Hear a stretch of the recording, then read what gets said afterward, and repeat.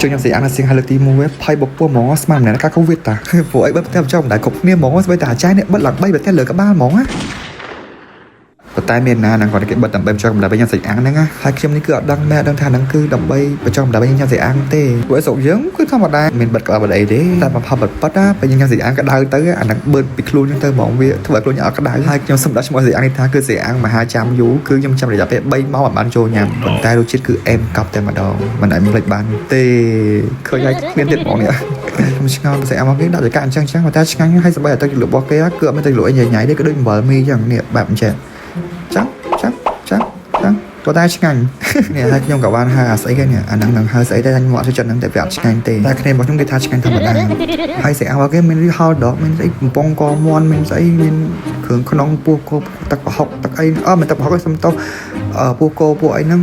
សិលរបស់ឆ្ងាញ់ប៉ុន្តែបើប្រហិតវិញហោដកនេះគឺអត់ឆ្ងាញ់ទេមកខ្ញុំគ្វីក្បាត់តាត់អញ្ចឹងអាហ្នឹងរបស់ដូចជាពោះគោសាច់គោសាច់មាន់បំពង់កមន់ពោះហ្នឹងគឺឆ្ងាញ់ប៉ុន្តែប្រហិតមួយគឺអត់ឆ្ងាញ់ទេកំហៅអញ្ចឹងអ្នកនរនេះអាចមកញ៉ាំបានណាជួយឲ្យមកចាស់ខ្ញុំដាក់រូបឲ្យមើលហើយខ្ញុំទាំងអស់គ្នាអស់ប្រហែលជាអស់120000រៀលហ្នឹងមិនមែន20000យល់ណា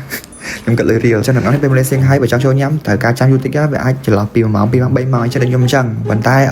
យើងមកចាប់លេងហើយយើងដើរលេងសិនទៅដើរលេងហើយចាំមកញ៉ាំចឹងទាំងអស់នេះមានតែប៉ុណ្្នឹងទេបើសិនទាំងអស់នេះចូលចិត្តវីដេអូខ្ញុំ follow ខ្ញុំផងណាហើយខ្ញុំផុសវីដេអូផ្សេងៗទៀតនៅផ្សេងហើយទៀតអរគុណបាយបាយបិទ